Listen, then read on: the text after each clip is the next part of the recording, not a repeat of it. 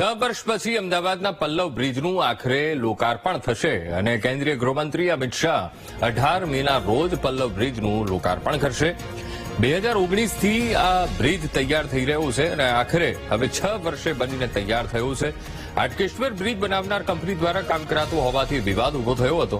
116 કરોડ રૂપિયાના ખર્ચે તૈયાર થયેલા બ્રિજનું આખરે લોકાર્પણ થશે। 132 ફૂટ રિંગ રોડથી વાડજ જવા માટે હવે ખૂબ સરળતા રહેશે।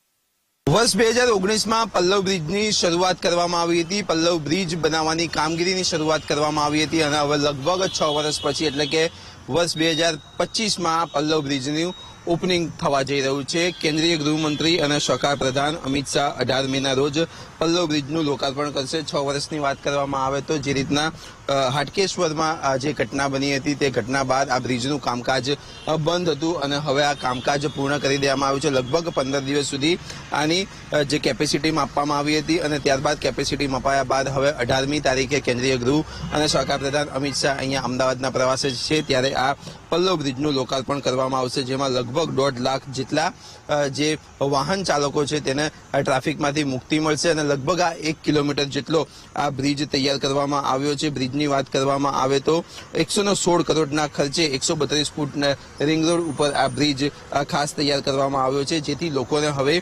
ટ્રાફિકમાં ઊભું રહેવું નહીં પડે। આમ 1 કિલોમીટર જેટલા લાંબામાં 9 કિલોમીટર લાંબા બ્રિજમાં 99 જેટલા લાઇટ પોલ લગાવવામાં આવ્યા છે અને 18 તારીખની આસપાસ કેન્દ્રીય ગૃહ અને સહકાર પ્રધાન આ બ્રિજનું ઉદ્ઘાટન કરશે।